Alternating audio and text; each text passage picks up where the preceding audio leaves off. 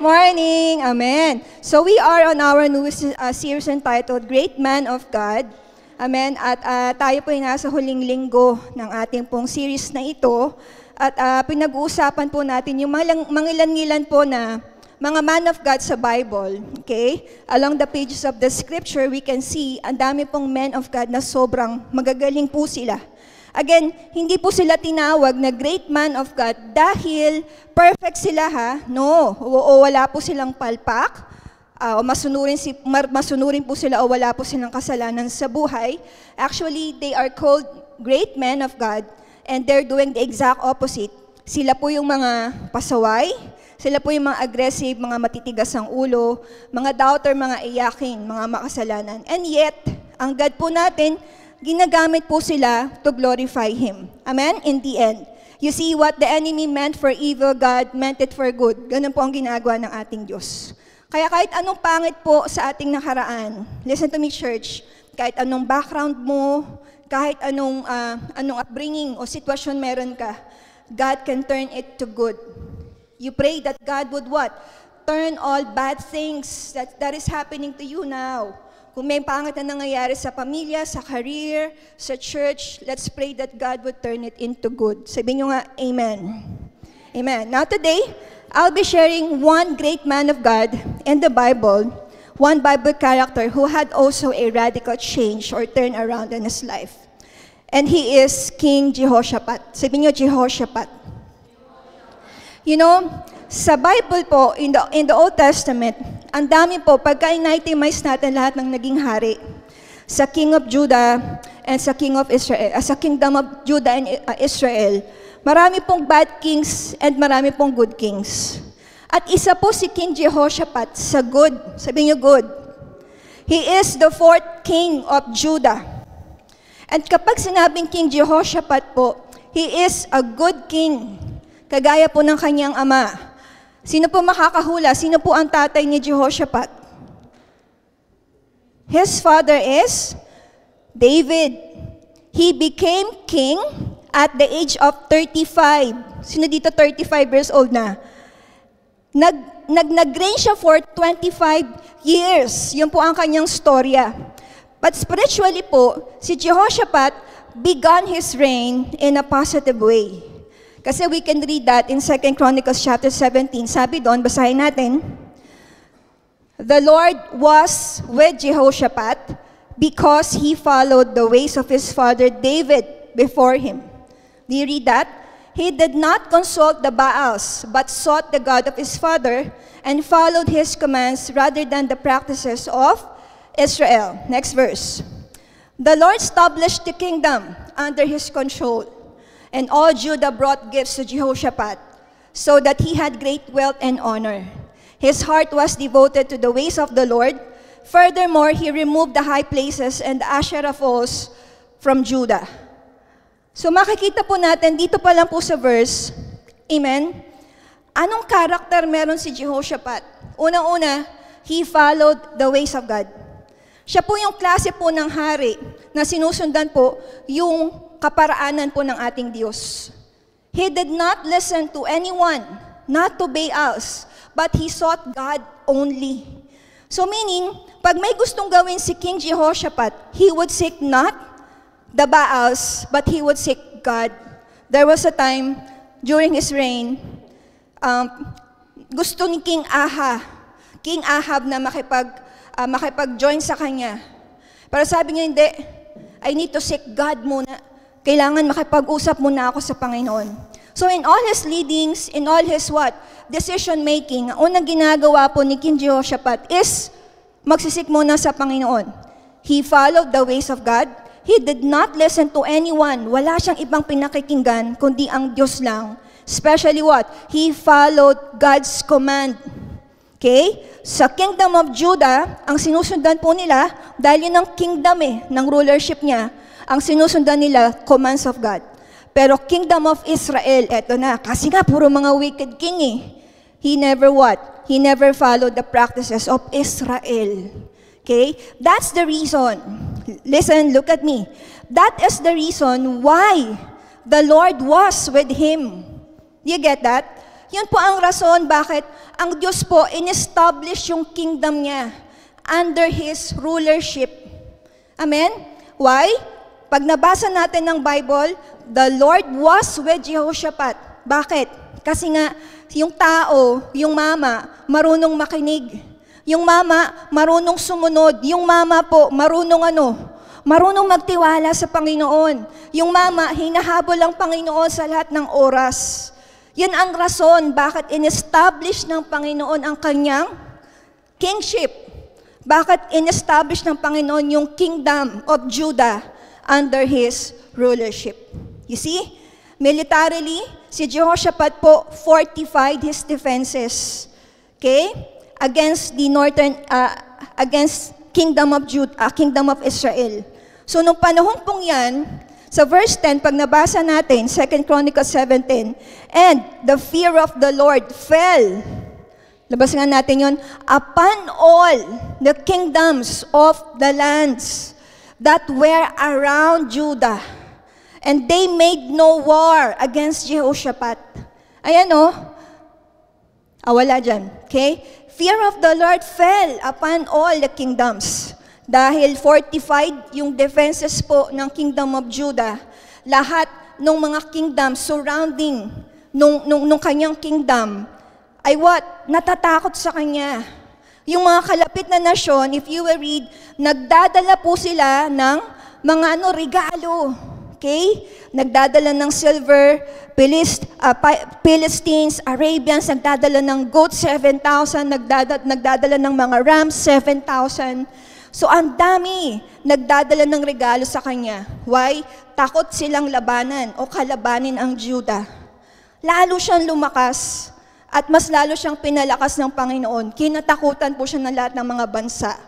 There we can see, look at me church, ang ganda ng leadership po ni Jehoshaphat. Simply why? Bakit ang ganda ng leadership ni Jehoshaphat? Ito ang karakter niya eh. The Lord was with him. Why? Because he sought after God. Bakit ang ganda ng leadership ni Jehoshaphat? Amen? Dahil inuuna niya ang Panginoon sa kanyang buhay. Amen? Now, idaan ko po kayo sa point where he literally faced the most challenging times in his leadership.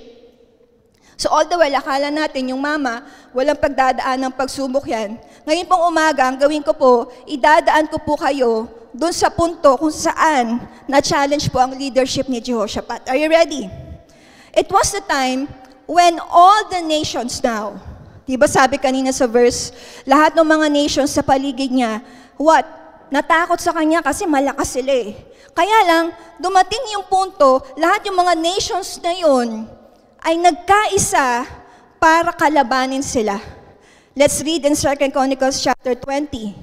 Now, it came about after this, that the sons of Moab, the sons of Ammon, together with some of the Meunites, came to make war against Jehoshaphat. Then some came and reported to Jehoshaphat, saying, a great multitude is coming against you. Basahin niyo nga po yan. A great multitude is coming against you from beyond the sea, from Aram, and behold, they are in Hazazon Tamar, that is in En-gedi. Do you get that? Ang scenario, church, look at me, hindi lang isang tribo, hindi lang isang nasyon, pero napakaraming nasyon ang nagkaisa. Great multitudes now are coming. Amen? Moabites, Ammonites, Meunites. Gustong makipagdigma sa kanila. Great multitudes against them.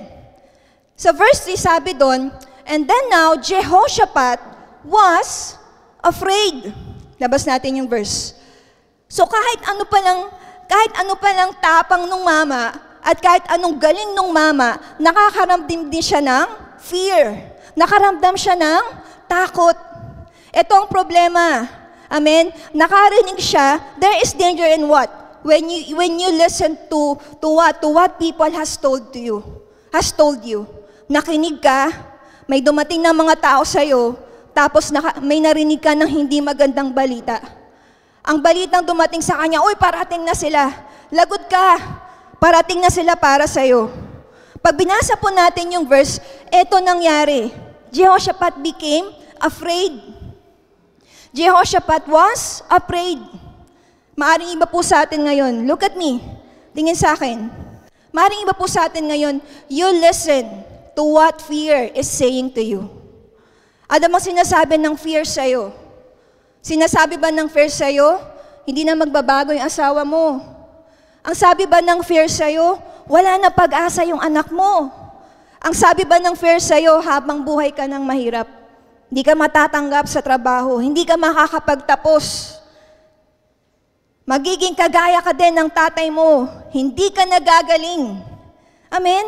Yun bang sinasabi ng fear sa atin? Yung fear natin, ipaparalyze tayo.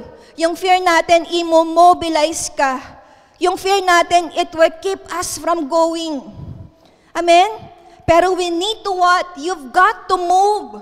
Kailangan mong mag-move beyond that fear. Si Jehoshaphat natakot. Pero hindi naging dahilan yun para maparalyze siya, para wala siyang gawin, para huminto siya. Say amen. You know, God impressed me this. Kung matagal ka na, look at me, kung matagal ka ng bilanggo sa takot mo, lumabas ka dyan. Huwag kang maniwala sinasabi ng kaaway. Again, kung matagal ka ng bilanggo sa takot mo, lumabas ka dyan. Huwag kang maniwala sa sinasabi ng kaaway sa'yo. Hindi niya hawak ang buhay mo, wala siyang say sa buhay mo, si Lord lang ang may say sa buhay natin. Say amen. Amen? Look at what Jehoshaphat did in verse 4.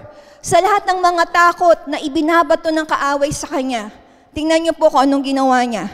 Yes, he was afraid. Yung mama natakot, he was. Pero ang ganda po ng ginawa niya. Anong ginawa niya? Pagkaraan niyang matakot, he was afraid and turned his attention to seek the Lord. Nakuha ko? Natakot ako. Takot na takot. Natakot ako sa sinabi mo, Diablo. Pero ang ginawa ng mama, dun sa takot niya, yun ang naging dahilan para mas mag-seek siya sa Panginoon. Amen? He said to himself to seek the Lord. Imbes pakinggan ko yung sinasabi ng kaaway, tinuon niya yung attention niya sa Diyos. Imbes makinig ako sa boses ni Satanas, mas hinanap ko ang boses ng Panginoon. How many of you are like that? Sino po dito ganun? Kung gusto po nating magtagumpay sa buhay, dapat meron tayong lifestyle of seeking God. Dapat meron tayong lifestyle of seeking His face and His presence. Hindi lang yun ang ginawa niya. At ito pa ang ginawa niya. And he was afraid and turned his attention to seek the Lord, and he proclaimed a period of fasting throughout Judah. This one is very timely. You know, ba't ko siya pinili?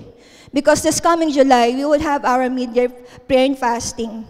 It's a preparation for the coming month to what? To fast and pray. Amen? Say amen. Kaya hindi lang niya hinanap ang Diyos, pero tinawag din niya ang buong Judah. Amen? Mag-fast. He called the nation to fast and pray.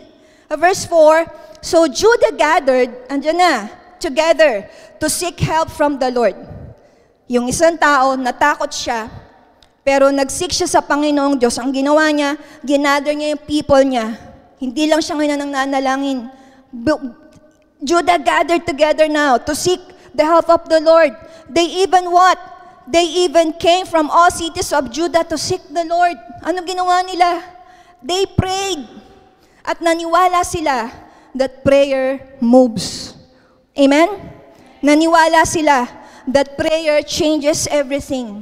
Naniwala sila that prayer moves the hand of God. Grabe ang takot. Pero ang nakakabili po doon sa mama, alam niya ang dapat niyang gawin tuwing nag-i-inject ang kaaway ng takot sa buhay niya. And because he did the right thing, God responded to his prayer. Ano pong response ng Panginoon? Bilisan natin. Verse 14. Then, in the midst of the assembly of the Spirit of the Lord came. In the midst of the assembly, the Spirit of the Lord came upon Jehaziel, the son of Zechariah, the son of Benaiah, the son of Jeiel, the son of Mattaniah, the Levites of the son of Asaph. Ito na ang senaryo, dahil nakita ng Panginoon, nag-fast ang buong city. Nag-fast pati yung hari. Ang senaryo, bumaba. Alin ang bumaba? Anong bumaba? Spirit of the Lord. Bumaba ang Spirit of the Lord among the people, through these people. Jehaziel, Benaiah, Mattaniah, kung sino-sino pa yan. Amen? And verse 15, ito pong sinabi ng Panginoon sa kanila. Listen, all of you Judah, and the inhabitants of Jerusalem, and King Jehoshaphat. Ito po ang word ng God. This is what the Lord says to you. Sabay-sabay nga. Do not fear or be dismayed because of this great multitude. Continue. For the battle is not yours, but God's. Say amen. Mabilis lang. What can we learn from the life of Jehoshaphat? Number 1, bilisan ko. The battle is not yours but God's. That's number 1. Say amen. Realize that whatever battle you have today, that is not yours, but of God's. Ano po? Ibig sabihin, ano man ang battle na meron tayo ngayon, hindi natin yan battle. Battle ng Panginoon po yan. That is our first lesson. Kailangan nating dumating doon sa realization. Look at me. Ma-realize mo that the battle is not yours. You need to realize the battle is not mine. Sabi mo nga sa sarili mo, the battle is not mine. It is God's battle. Amen? May parte ng buhay natin, hindi natin kayang ayusin. Amen po ba? May mga parte ng buhay natin, hindi natin kayang solusyonan. May mga parte, hindi natin kayang i-battle sa sarili nating lakas o kakayanan. Amen ba? May mga circumstances, may mga sitwasyon that we cannot change. Say amen. Hindi mo mababago or beyond your capacity to what? It's beyond your resources, it's beyond your capacity. Wala kang magagawa. But don't be afraid. Wag po tayong matakot. Kailangan nating maintindihan na yung pinagdadaanan po natin ngayon, we need to realize, hindi natin laban yan. Laban ng Diyos. Say amen. It is not your battle, but it is God's battle to fight. Do you get that? Ano pong gagawin natin? Hindi natin kailangan lumaban. Hindi natin kailangan mag-alala about the future. Hindi natin kailangan mag-alala about our finances, our business, sickness, ano-ano pa man yan. Bakit? It wasn't our battle to deal with. Akala kasi natin, meron tayong dapat gawin. Meron tayong dapat baguhin. Akala natin, meron tayong dapat iayos o meron tayong participation. Meron ka dapat pagpawisan. Amen? Pero hindi po ganun ang sabi sa Biblia. Hindi pala natin kailangan ma-stress. Hindi pala natin kailangan mag-worry, madismaya at madiscourage. Minsan, kaya po nagkakawindang-windang kasi nangingialam tayo. Nagugulo dahil what? Nakikialam ka. You need to leave it to God.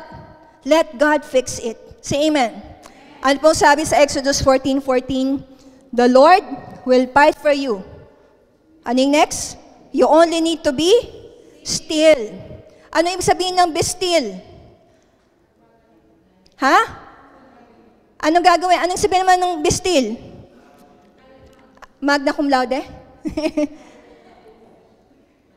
Simple lang. Manahimik kayo. Yung sabi ni Lord, be still.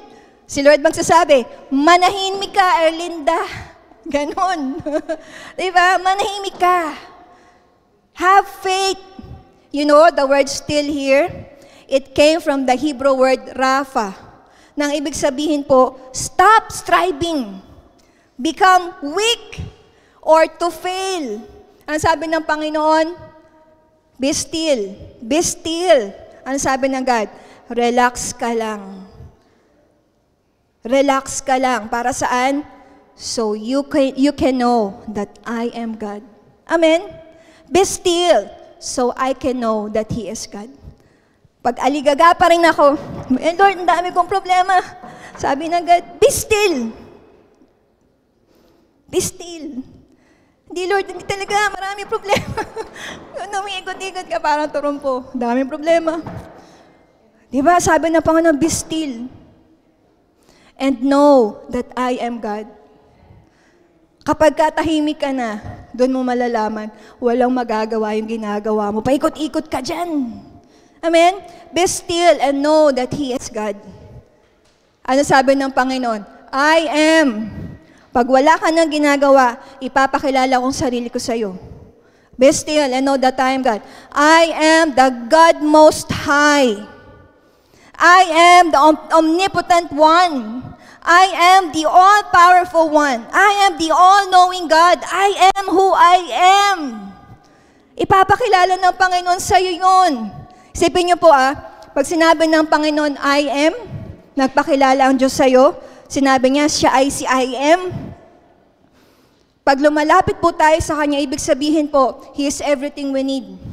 Pag sinabi niyang, I am who I am, it is God saying what? Lumapit ka sa akin, wala kang lakas, I am who I am. At magpapakilala ang Panginoon sa iyo, I am your strength. Pag nawawalan ka ng pag-asa, lapit ka kay I am. At papakilala niya sa iyo, I am your courage. I am your help. I am your hope. I am your supply. I am your defender. I am your deliverer. I am your joy. I am your future. Say amen. Kaya wala po tayong ibang kailangan kundi ang Diyos lang. Naniniwala kayo that He is all the sufficient God for every crisis. At wala pong mahirap po sa ating Diyos. Say amen. Amen. Let's continue reading in verse 20. Sabi doon, and they rose early in the morning and went forth in the wilderness of Tekoa. As they went forth, Jehoshaphat stood and said, hear me. Asa na? Hear me, O Judah, and you inhabitants of Jerusalem. Believe in the Lord your God, and you shall be established. Believe His prophets, and you shall prosper. Basahin nyo nga. Believe in the Lord, and you shall be established. Believe His prophets, and you shall prosper. Number 2 point. The second learning that we can arrive is this. Pangalawa, number 1, the battle's not yours but God's. Number 2, believe the Word of God. Kaninong Word? Kay Diyos, sa Panginoon. Doon po sa senaryo, ang aga nila. At anong dala po nila? Sabi ng Panginoon, wala kayong dalang sibak. Grabe, walang kahit ano panlaban. Ang dala po nila, nung umakyat po sila sa Mount Tekoa, ang dala po nila, sarili nila. Kasi yun ang sabi Ang sabi sa kanila, hindi kayo lalaban. Anong dala nila? Ang dala nila, yung natanggap nilang salita galing sa Lord. Anong ginawa nila? Doon sa salita na natanggap nila, pinaniwalaan po nila yung salita ng Diyos sa kanila. Say amen. Verse 16 to 17, ito po, yung tinanggap nila. Tomorrow, march down against them. They will be climbing up by the pass of Sis, and you will find them at the end of gorge in the desert of Jeriel. Next verse. You, please read. You will not have to fight. Yun ang sabi. Take up your positions, stand firm, and see the deliverance the Lord will give you, Judah and Jerusalem. Ano pong natanggap nilang word? Umakyat sila ng Tekoa, at ang word ng Panginoon sa kanila, hindi kayo lalaban. Umakyat sila doon. Ano sabi ng kaaway? Great multitude is coming. Pero sabi ng Panginoon, wala kayong dadaling sibak. Wala kayong dadaling kahit anong panlaban. Di ba nakakabaliw? Umaakyat ka against multitude, pagkatapos, ano dala nila? Word of God. Ayan o. Amen? Ano dala nila? Word of God. Ang ginawa nila, they believe the word of God. Kung ako yan parang hirap ng paniwala nun. Sasama ka ba? Ito, sasama, ikaw na lang. Tara na, punta na daw tayo doon. Hindi, ikaw na lang. Diba? Kaya lang, grabe yung pananampalataya. Bakit? Sino nagsalita? Ang Diyos So, dala-dala nila, hindi si Bak. Ang dala-dala po nila, word of God. Anong ginawa nila number 2? They believe. Naniwala sa salita ng Diyos. Next verse. Ano sabi doon? Do not be afraid. Don't be discouraged. Go out to face them tomorrow. The Lord will be with you. Wow. The Lord will be with you. Wow, ang sarap nun. Ito, ikiklaim mo lang. The Lord will be with you. The Lord will be with you. Bakit? Ang sabi ng Panginoon, the battle is not yours. Sabi ng God, you don't have to fight. Sabi ng God, see the deliverance the Lord will give you. Panonoorin mo kung paano kung i-deliver sa'yo ang victory. The Lord will be with you. Amen? That's the second lesson we can get. You need to believe God. You need to believe the Word of God. You need to receive the Word of God. Kahit papiling natin, Pastora, parang matatalo na ako. Pastora, mukhang dihado ako. Pastora, mukhang hindi ako matatanggap. Pastora, parang dead end na. Parang wala ng pag-asa. Pastora, parang wala ng lunas. Parang hindi ako mananalo.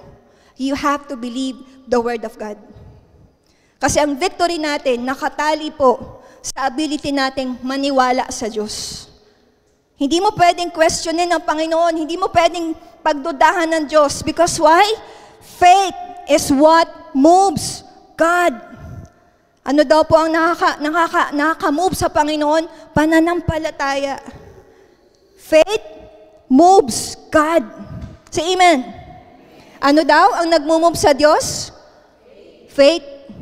Hindi yung iyak mo. Hindi yung anxiety mo. Hindi yung worries mo.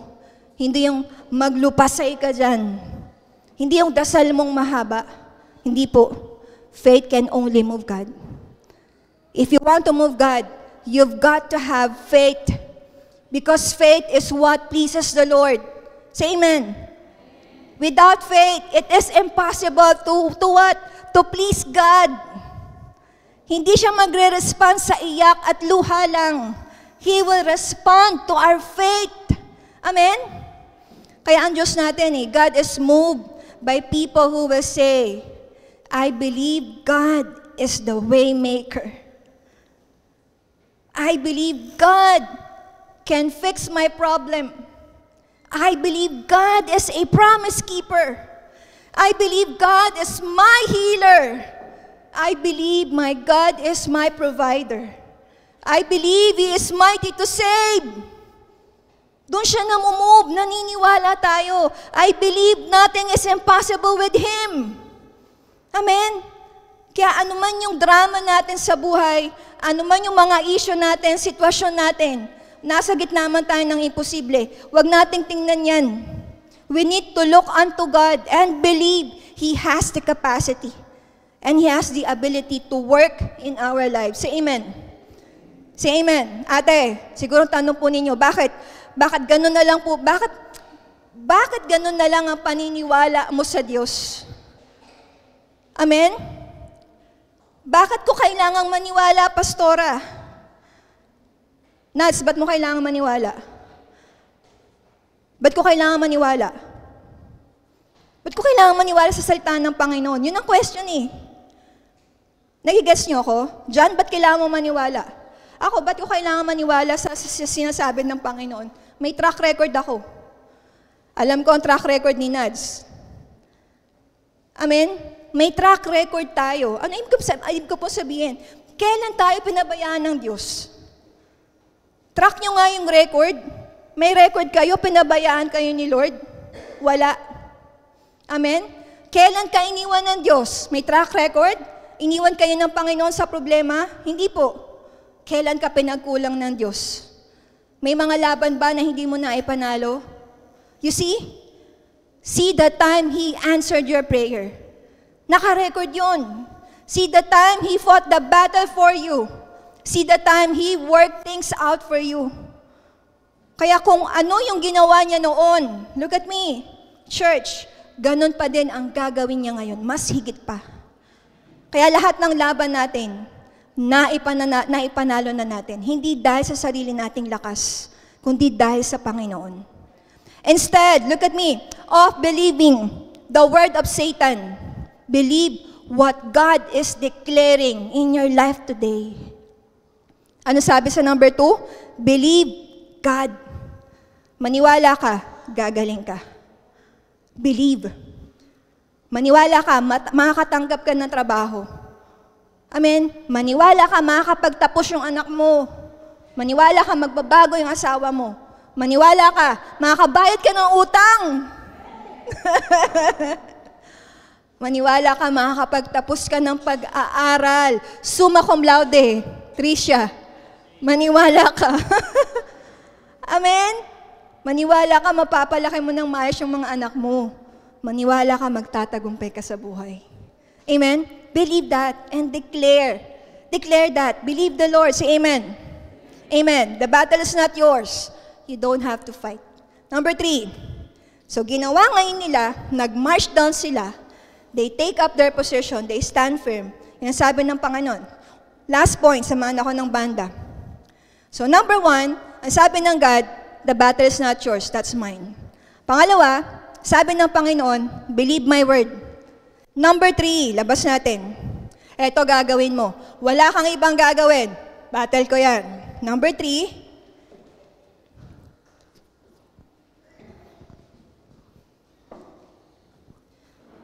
our last point is,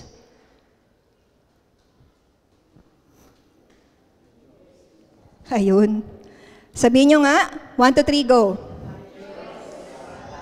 That's the last. Yung battle hindi sa'yo, maniniwala ka lang sa sabi ng Panginoon. Ito lang pinapagawa ng Panginoon. So, ano gagawin mo? Rejoice. Sabihin mo nga again, one more. Rejoice in the battle. Verse 18, sabi doon. Jehoshaphat, verse 18, Jehoshaphat bowed down with his face to the ground. Yan na. And all the people of Judah and Jerusalem, anong ginawa nila? They fell down in worship before the Lord. Then some Levites from the Kohathites and Korahites stood up and praised the Lord, the God of Israel, with a very loud voice. Imagine mo, umaakyat sila sa battle. Sabi ng God, di mo battle yan, akin yan. Lord, great multitude is coming against us. Oo, akyat kayo, dala niyo yung word of God ko. God, anong gagawin namin? Wala kayong gagawin. Si Jehoshaphat, nagpati. He bowed down, his face on the ground. Sub-sub yung mukha sa ground. Pagkatapos, lahat ng people of Judah, they fell down in worship. Tapos may nagsusong lead. Ayan o, mga Levita. And they cry what? With a very loud voice, they praise God. They praise God. Kaya ang laking bagay po ng nagagawa, unang-una, ng panalangin. Pangalawa, yung nagagawa ng pagsamba. Amen? Pupunta ka rito, may dala-dala kang problema.